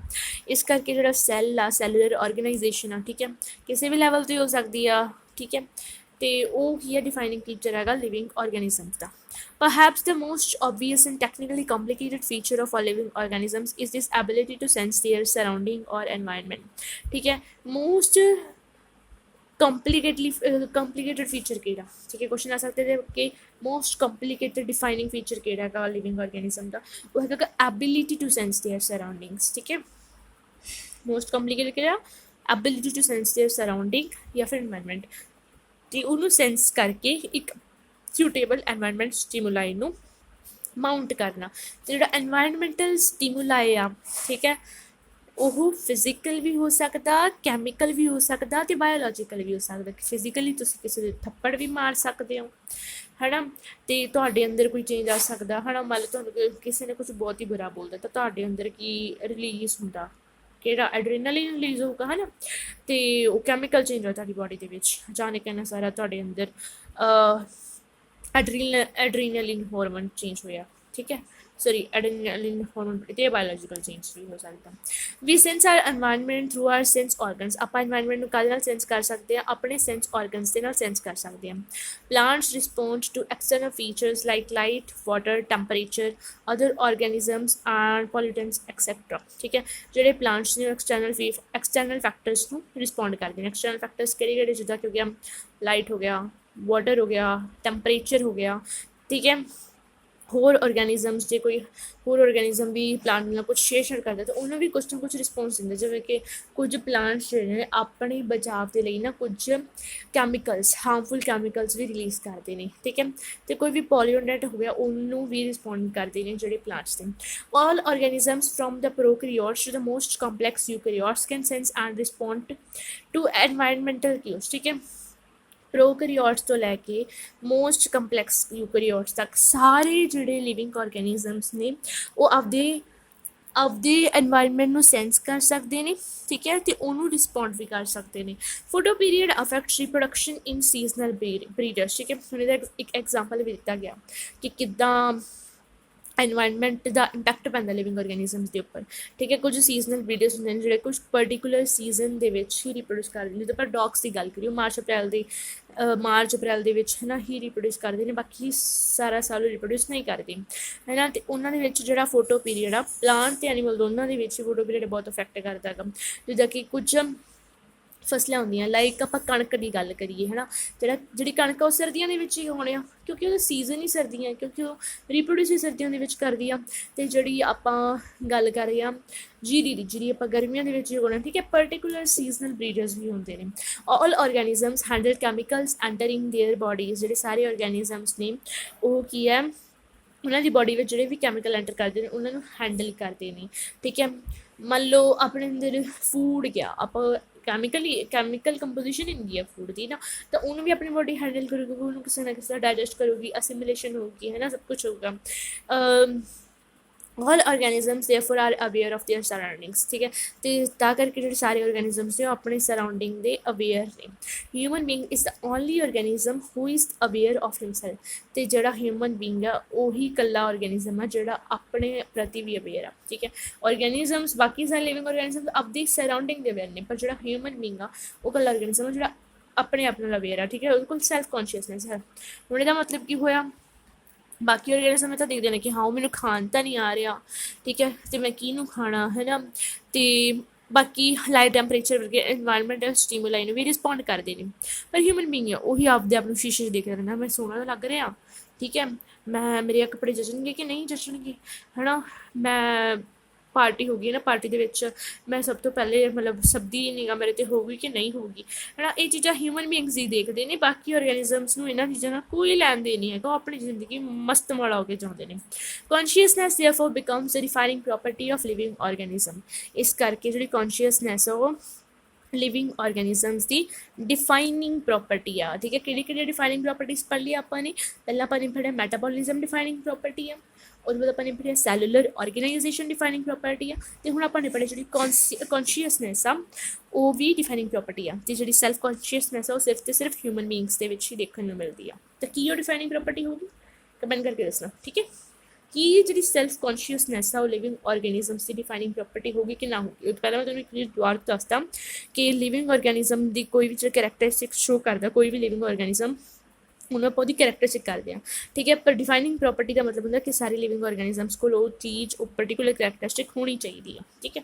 ਹੁਣੇ ਦੱਸਦਾ, when it comes to human beings it is all the more difficult to define the living state. ਜਦੋਂ ਆਪਾਂ ਹਿਊਮਨ ਬੀਂਗਸ ਦੀ ਗੱਲ ਕਰਦੇ ਹਾਂ ਤਾਂ ਲਿਵਿੰਗ ਸਟੇਟ ਨੂੰ ਡਿਫਾਈਨ ਕਰਨਾ ਹੋਰ ਵੀ ਜ਼ਿਆਦਾ ਔਖਾ ਹੋ ਜਾਂਦਾ ਗਾ। We observe patients lying in coma in hospitals virtually supported by machines which replace hearts and lungs. ਆਪਾਂ ਕੀ ਆ ਹਸਪੀਟਲਸ ਦੇ ਵਿੱਚ ਪੇਸ਼ੈਂਟਸ ਦੇਖਦੇ ਹਾਂ ਜਿਹੜੇ ਕੋਮਾ ਦੇ ਵਿੱਚ ਹੁੰਦੇ ਨੇ, ਠੀਕ ਹੈ। ਉਹ ਉਹਨਾਂ ਨੂੰ ਕੀ ਆ ਮਸ਼ੀਨਸ ਨਾਲ ਸਪੋਰਟ ਦਿੱਤੀ ਜਾਂਦੀ ਹੈ, ਠੀਕ ਹੈ। ਉਹ ਜਿਹੜੀਆਂ ਮਸ਼ੀਨਸ ਤੇ ਉਹਨਾਂ ਦੇ ਹਾਰਟ ਅਤੇ ਲੰਗਸ ਨੂੰ ਰਿਪਲੇਸ ਕਰ ਸਕਦੀਆਂ ਨੇ, ਠੀਕ ਹੈ। ਜਿਹੜਾ ਵੀ ਕੰਮ ਹਾਰਟ ਅਤੇ ਲੰਗਸ ਦਾ ਹੁੰਦਾ ਉਹ ਕੰਮ ਉਹ ਮਸ਼ੀਨਸ ਕਰ ਸਕਦੀਆਂ ਨੇ। The patient is otherwise brain dead, ਪਰ ਜਿਹੜਾ ਪੇਸ਼ੈਂਟ ਆ ਉਹ ਬ੍ਰੇਨ ਡੈਡ ਹੁੰਦਾ, ਉਹਦਾ ਬ੍ਰੇਨ ਕੋਈ ਕੰਮ ਨਹੀਂ ਕਰਦਾ, ਕੋਈ ਵੀ ਰਿਸਪੌਂਸ ਵਗੈਰਾ ਉਹ ਨਹੀਂ ਕਰ ਪਾਉਂਦਾ ਹੈਗਾ। ਉਹਦੇ ਆਲੇ ਦੁਆਲੇ ਕੀ ਹੋ ਰਿਹਾ ਉਹਨੂੰ ਕੁਛ ਨਹੀਂ ਪਤਾ ਲੱਗਦਾ, ਹਾਲਾਂਕਿ ਉਹਨੂੰ ਸਭ ਕੁਝ ਸੁਣਦਾ, ਉਹਦੇ ਆਲੇ ਦੁਆਲੇ ਕਿਉਂ ਨਹੀਂ ਕੀ ਗੱਲਾਂ ਕਰ ਰਿਹਾ, ਉਹਦੇ ਬਾਰੇ ਕੁਛ ਨਹੀਂ ਕੀ ਕਹਿ ਰਿਹਾ, ਉਹਨੂੰ ਸਭ ਕੁਝ ਸੁਣਦਾ ਹੈਗਾ, ਹੈ ਨਾ। ਪਰ ਉਹਦੇ ਅੰਦਰ ਪ੍ਰੋਸੈਸਿੰਗ ਜਿਹੜੀ ਉਹ ਨਹੀਂ ਹੁੰਦੀ ਹੈਗੀ। The patient has no self consciousness, patient ਕੋਲ ਕੋਈ ਵੀ ਸੈਲਫ ਕੌਨਸ਼ੀਅਸਨੈਸ ਨਹੀਂ ਹੁੰਦੀ ਹੈ। Are such patients who never come back to normal life living or non living. ਅਤੇ ਜਿਹੜੇ ਇੱਦਾਂ ਦੇ ਪੇਸ਼ੈਂਟਸ ਹੁੰਦੇ ਨੇ, ਕੋਮਾ ਪੇਸ਼ੈਂਟਸ ਹੁੰਦੇ ਨੇ ਜਿਹੜੇ ਕਿ ਕਦੇ ਵੀ ਨੋਰਮਲ ਜ਼ਿੰਦਗੀ ਦੇ ਵਿੱਚ ਨਹੀਂ ਆਉਂਦੇ, ਕਈ ਕੇਸਿਸ ਦੇ ਵਿੱਚ ਮਿਰੈਕਲ ਹੋ ਜਾਂਦਾ, ਨੋਰਮਲ ਜ਼ਿੰਦਗੀ ਦੇ ਵਿੱਚ ਆ ਵੀ ਜਾਂਦੇ ਨੇ, ਠੀਕ ਹੈ। ਅਤੇ ਉਹ ਪੇਸ਼ੈਂਟ ਜਿਹੜੇ ਨੇ ਲਿਵਿੰਗ ਨੇ ਜਾਂ ਨੋਨ ਲਿਵਿੰਗ ਨੇ, ਆਨਸਰ ਵਿੱਚ ਦੱਸੋ। You have 5 seconds। Tick tick 1, tick tick 2, tick tick 3, tick tick 4, tick tick 5।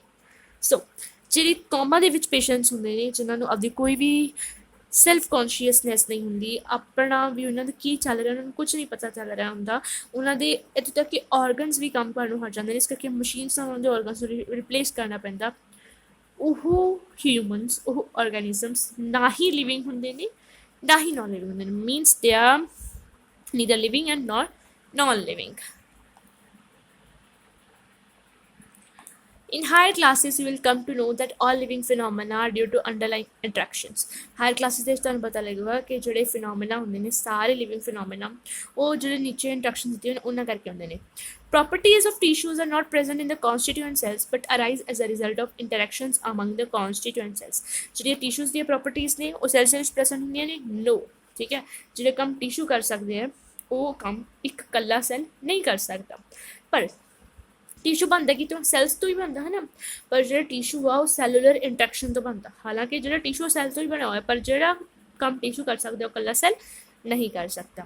Similarly, properties of cellular organelles are not present in the molecular constituents of the organelle, but arise as a result of interaction among the molecular components comprising the organelle. ठीक है. Similarly, ਜਿਹੜੇ ਕਿਸੇ ਵੀ cellular organelle ਦੇ molecular constituents ਨੇ, ਜਿੱਦਾਂ ਕਿ ਮੰਨ ਲਓ ਅਜ਼ਿਊਮ ਕਰੋ, ਠੀਕ ਹੈ, ਜਿਹੜਾ ਆਪਣਾ ਗੋਲਜੀ ਬੋਡੀਜ਼ ਹੈ, ਗੋਲਜੀ ਬੋਡੀਜ਼ ਜਿਹੜੀਆਂ ਨੇ ਉਹ ਅਜ਼ਿਊਮ ਕਰ ਲਓ ਕਿ ਇਹ ਗਲੂਕੋਜ਼ ਦੀਆਂ ਬਣੀਆਂ ਨੇ. ਆਈ ਡੋਂਟ ਨੋ ਉਹਨਾਂ ਦੀ ਮੋਲੀਕੂਲਰ ਕੰਪੋਜੀਸ਼ਨ ਕੀ ਆ. ਉਹ ਮੰਨ ਲਓ ਗਲੂਕੋਜ਼ ਦੀਆਂ, ਫਰਕਟੋਜ਼ ਦੀਆਂ ਅਤੇ HCl ਦੀਆਂ ਬਣੀਆਂ, ਠੀਕ ਹੈ, ਅਜ਼ਿਊਮ ਕਰ ਲਓ. ਗੋਲਜੀ ਬੋਡੀਜ਼ ਦਾ ਕੰਮ ਕੀ ਹੁੰਦਾ? ਪੈਕਿੰਗ ਕਰਨਾ, ਠੀਕ ਹੈ, ਅਤੇ ਉਹਨੂੰ ਇੰਟਰਾ ਸੈਲੂਲਰ ਜਾਂ ਇੰਟਰਸੈਲੂਲਰ ਕੀ ਆ ਸਪੋਰਟਸ ਤੱਕ ਪਹੁੰਚਾਉਣਾ ਉਸ ਮਟੀਰੀਅਲ ਨੂੰ. ਕੀ ਜਿਹੜੇ ਮੈਂ ਕੈਮੀਕਲਸ ਦੱਸੇ ਨੇ, ਠੀਕ ਹੈ, ਗਲੂਕੋਜ਼, ਫਰਕਟੋਜ਼ ਅਤੇ HCl, ਕੀ ਇਹ ਕੰਮ ਕਰ ਸਕਦੇ ਨੇ? ਨਹੀਂ ਕਰ ਸਕਦੇ. ਠੀਕ ਹੈ, ਪਰ ਇਹਨਾਂ ਤੋਂ ਮਿਲ ਕੇ ਕੀ ਬਣਿਆ? ਗੋਲਜੀ ਬੋਡੀ ਬਣੀ, ਉਹ ਕੰਮ ਕਰ ਸਕਦੀ ਹੈ. ਠੀਕ ਹੈ, ਮੋਲੀਕੂਲਰ ਕੌਨਸਟੀਟਿਊਐਂਟਸ ਜਿਹੜੇ ਨੇ ਕਿਸੇ ਵੀ ਆਰਗੇਨਲੀ ਦੇ ਉਹਨਾਂ ਦੇ ਵਿੱਚ ਇੰਟਰੈਕਸ਼ਨਸ ਹੋਣ ਕਰਕੇ ਆਰਗੇਨਲੀ ਬਣੀ. ਪਰ ਜਿਹੜਾ ਕੰਮ ਆਰਗੇਨਲੀ ਕਰ ਸਕਦੀ ਉਹ ਇੱਕ ਪਰਟੀਕੂਲਰ ਕੋਈ ਵੀ ਮੋਲੀਕੂਲਰ ਕੰਪੋਨੈਂਟ ਨਹੀਂ ਕਰ ਸਕਦਾ. ਉਹਨਾਂ ਨੂੰ ਸਾਰੇ ਇੰਟਰੈਕਟ ਕਰਕੇ ਆਰਗੇਨਲੀ ਬਣਾਉਣੀ ਪਊਗੀ ਜੋ ਕਿ ਉਹ ਪਰਟੀਕੂਲਰ ਕੰਮ ਕਰ ਸਕਦੀ ਹੈ. These interactions result in emergent properties at a higher level of organization. ਤੇ ਇਹਨਾਂ ਇੰਟਰੈਕਸ਼ਨਸ ਕਰਕੇ ਕੀ ਆ ਪ੍ਰੋਪਰਟੀਜ਼ ਹੁੰਦੀਆਂ ਨੇ ਹਾਇਰ ਲੈਵਲ ਆਫ ਆਰਗੇਨਾਈਜੇਸ਼ਨ ਦੇ ਉੱਪਰ. ਠੀਕ ਹੈ, this phenomena is true for in the hierarchy of organizational complexity at all levels. ਤੇ ਇਹਦੇ ਕਰਕੇ ਸਾਰੇ ਲੈਵਲਸ ਦੇ ਉੱਪਰ ਆਰਗੇਨਾਈਜੇਸ਼ਨਲ ਕੰਪਲੈਕਸਿਟੀ ਹੁੰਦੀ ਹੈ. ਤੇ ਇਹ ਜਿਹੜੀ ਗੱਲ ਆ ਇਹ ਸਾਰੇ ਲੈਵਲਸ ਦੇ ਉੱਪਰ ਵੈਲਿਡ ਆ. ਮਤਲਬ ਸੈਲ ਤੋਂ ਟਿਸ਼ੂ ਬਣਿਆ, ਟਿਸ਼ੂ ਤੋਂ ਆਰਗਨ ਬਣਿਆ, ਆਰਗਨ ਤੋਂ ਆਰਗਨ ਸਿਸਟਮ ਬਣਿਆ, ਠੀਕ ਹੈ, ਆਰਗਨ ਸਿਸਟਮ ਤੋਂ ਆਰਗੈਨਿਜ਼ਮ ਬਣਿਆ. ਹੁਣ ਆਪਾਂ ਗੱਲ ਕੀ ਕੀਤੀ ਸੀ ਕਿ ਜਿਹੜੀਆਂ ਚੀਜ਼ਾਂ ਟਿਸ਼ੂ ਕਰ ਸਕਦੇ ਕੀ ਉਹ ਸੈੱਲ ਕਰ ਸਕਦਾ? ਨਹੀਂ. ਪਰ ਟਿਸ਼ੂ ਕੀ ਤੋਂ ਬਣੇ? ਸੈਲੂਲਰ ਇੰਟਰੈਕਸ਼ਨ ਤੋਂ ਹੀ ਟਿਸ਼ੂ ਬਣਿਆ. ਜਿਹੜੀਆਂ ਚੀਜ਼ਾਂ ਫਿਰ ਇਹਦਾ ਮਤਲਬ ਜਿਹੜੀਆਂ ਚੀਜ਼ਾਂ ਆਰਗਨ ਕਰ ਸਕਦਾ ਉਹ ਕੀ ਟਿਸ਼ੂ ਕਰ ਸਕਦਾ? ਨਹੀਂ ਕਰ ਸਕਦਾ. ਪਰ ਆਰਗਨ ਬਣਿਆ ਕੀ ਤੋਂ? ਟਿਸ਼ੂ ਦੇ ਵਿੱਚ ਇੰਟਰੈਕਸ਼ਨਸ ਹੋਈਆਂ ਉਹਦੇ ਕਰਕੇ ਉਹ ਬਣਿਆ, ਹੈ ਨਾ. ਸਿਮਿਲਰਲੀ ਇੱਥੇ ਵੀ ਆਰਗਨ ਸਿਸਟਮ ਜਿਹੜੀਆਂ ਚੀਜ਼ਾਂ ਕਰ ਸਕਦੇ, ਜਿਹੜੇ ਕੰਮ ਕਰ ਸਕਦੇ, ਕੀ ਉਹ ਇਕੱਲਾ ਆਰਗਨ ਕਰ ਸਕਦਾ? ਨਹੀਂ ਕਰ ਸਕਦਾ ਓਬਵੀਅਸਲੀ. ਪਰ ਆਰਗਨ ਕੀ ਤੋਂ ਬਣਿਆ? ਆਰਗਨ ਸਿਸਟਮ ਕੀ ਤੋਂ ਬਣਿਆ? ਆਰਗਨਸ ਦੇ ਵਿੱਚ ਇੰਟਰੈਕਸ਼ਨਸ ਹੋਈਆਂ ਉਹਦੇ ਕਰਕੇ ਬਣਿਆ. ਮਤਲਬ ਸਾਰੇ ਲੈਵਲਸ ਦੇ ਉੱਪਰ ਇਹ ਚੀਜ਼ ਜਿਹੜੀ ਆ ਇਹ ਵੈਲਿਡ ਆ. ਠੀਕ ਹੈ,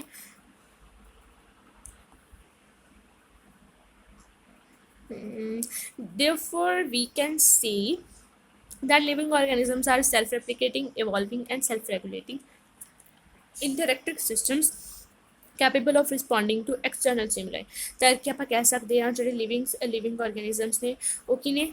ਸੈਲਫ ਰੈਪਲੀਕੇਟਿੰਗ ਨੇ, ਆਪਦੇ ਰੈਪਲੀਕਾ ਬਣਾ ਸਕਦੇ ਨੇ, ਆਪਦੇ ਆਰਗੈਨਿਜ਼ਮਸ ਬਣਾ ਸਕਦੇ ਨੇ, ਇਵੋਲਵਿੰਗ ਨੇ, ਇਵੋਲਵ ਕਰ ਸਕਦੇ ਨੇ, ਠੀਕ ਹੈ, ਅਤੇ ਸੈਲਫ ਰੈਗੂਲੇਟ ਆਪਦੇ ਆਪ ਨੂੰ ਰੈਗੂਲੇਟ ਕਰ ਸਕਦੇ ਨੇ. ਠੀਕ ਹੈ, ਇਹ ਨੇ ਸੈਲਫ ਰੈਪਲੀਕੇਟਿੰਗ, ਇਵੋਲਵਿੰਗ ਅਤੇ ਸੈਲਫ ਰੈਗੂਲੇਟਿੰਗ ਇੰਟਰੈਕਟਿਵ ਸਿਸਟਮ ਨੇ. ਠੀਕ ਹੈ, ਇਹਨਾਂ ਦੇ ਵਿੱਚ ਇੰਟਰੈਕਸ਼ਨਸ ਹੁੰਦੀਆਂ ਨੇ. ਇੰਟਰੈਕਸ਼ਨਸ ਕਰਕੇ ਅਬਵ ਲੈਵਲ ਦੀ ਆਰਗੇਨਾਈਜੇਸ਼ਨ ਬਣਦੀ ਆ ਅਤੇ ਇੰਟਰੈਕਸ਼ਨ ਕਰਕੇ ਹੀ ਜਿੰਦਾ ਰਹਿ ਸਕਦੇ ਨੇ. ਠੀਕ ਹੈ, ਅਤੇ ਕੀ ਐਕਸਟਰਨਲ ਸਟਿਮੂਲਾਈ ਨੂੰ ਰਿਸਪੌਂਡ ਕਰ ਸਕਦੇ ਨੇ. Biology is the story of life on earth. Biology ਕੀ ਆ? ਲਾਈਫ अर्थ के ऊपर लाइफ की एक स्टोरी आ. Biology is the story of evolution of living organisms on earth. ठीक है, बायोलॉजी की है जो लिविंग ऑर्गेनिजम्स उन्होंने एवोल्यूशन की वो स्टोरी में बायोलॉजी कहा जाता है.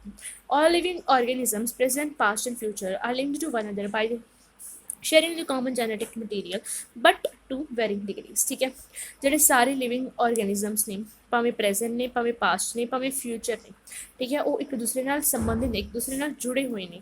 ਠੀਕ ਹੈ, ਕਿਉਂਕਿ ਉਹ ਕੀ ਹੈ ਇੱਕ ਕਾਮਨ ਜੈਨੇਟਿਕ ਮਟੀਰੀਅਲ ਨੂੰ ਸ਼ੇਅਰ ਕਰਦੇ ਨੇ. ਬਟ ਜਿਹੜੀ ਸ਼ੇਅਰਿੰਗ ਆ ਉਹ ਵੇਰੀਇੰਗ ਡਿਗਰੀਜ਼ ਨਾਲ ਹੀ ਤੱਕ ਹੀ ਹੁੰਦੀ ਹੈ.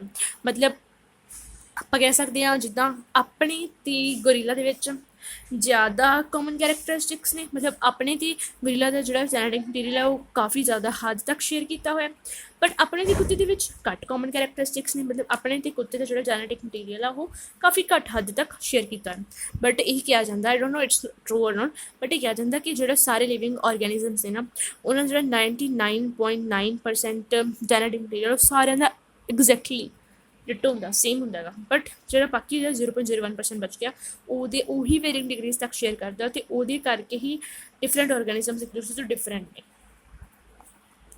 ਸੋ ਇੱਥੇ ਆਪਣਾ ਅੱਜ ਦਾ ਟੌਪਿਕ ਖਤਮ ਹੁੰਦਾ, ਠੀਕ ਹੈ। ਅਤੇ ਆਪਾਂ ਨੇ ਇਹ 2006 ਦੇ ਐਡੀਸ਼ਨ ਤੋਂ ਪੜ੍ਹਿਆ ਸੀਗਾ, ਕਿਉਂਕਿ ਲੇਟੈਸਟ ਐਡੀਸ਼ਨ ਦੇ ਵਿੱਚ ਇਹ ਡਿਲੀਟ ਹੋ ਚੁੱਕਿਆ, ਬਟ 2025 ਦੇ ਸਿਲੇਬਸ ਦੇ ਵਿੱਚ ਇਹ ਟੌਪਿਕ ਸੀਗਾ, ਇਸ ਕਰਕੇ ਇਹ ਕਾਫੀ ਜ਼ਿਆਦਾ ਇੰਪੋਰਟੈਂਟ ਵੀ ਸੀਗਾ। ਆਈ ਡੋਂਟ ਨੋ 2026 ਦੇ ਵਿੱਚ ਹੋਊਗਾ ਕਿ ਨਹੀਂ ਹੋਊਗਾ। ਅਤੇ ਨੈਕਸਟ ਵੀਡੀਓ ਦੇ ਵਿੱਚ ਆਪਾਂ ਨੈਕਸਟ ਟੌਪਿਕ ਪੜ੍ਹਾਂਗੇ ਡਾਇਵਰਸਿਟੀ ਇਨ ਲਿਵਿੰਗ ਆਰਗੈਨਿਜ਼ਮਸ, ਠੀਕ ਹੈ। ਇਹ ਵੀਡੀਓ ਦੇਖਣ ਲਈ ਤੁਹਾਡਾ ਬਹੁਤ ਬਹੁਤ ਧੰਨਵਾਦ। ਵੀਡੀਓ ਲਾਈਕ ਕਰਨਾ, ਸ਼ੇਅਰ ਕਰਨਾ ਅਤੇ ਸਬਸਕ੍ਰਾਈਬ ਕਰਨਾ ਨਾ ਭੁੱਲਣਾ। ਤੇ ਜੋ ਵੀ ਮੈਂ ਕੁਐਸਚਨ ਪੁੱਛੇ ਨੇ ਉਹਨਾਂ 'ਤੇ ਕਮੈਂਟ ਕਰਕੇ ਆਨਸਰ ਦੇਣਾ, ਜਵਾਬ ਦੇਣਾ ਨਾ ਭੁੱਲਣਾ। ਅਤੇ ਇਹ ਵੀ ਦੱਸਣਾ ਕਮੈਂਟ ਦੇ ਵਿੱਚ ਕਿ ਤੁਹਾਨੂੰ ਵੀਡੀਓ ਕਿੱਦਾਂ ਦੀ ਲੱਗੀ। ਅਤੇ ਇੱਦਾਂ ਦੀ ਹੋਰ ਵੀਡੀਓਜ਼ ਦੇਖਣ ਲਈ ਚੈਨਲ ਨੂੰ ਸਬਸਕ੍ਰਾਈਬ ਕਰਨਾ ਤਾਂ ਬਿਲਕੁਲ ਵੀ ਨਾ ਭੁੱਲਣਾ। ਧੰਨਵਾਦ।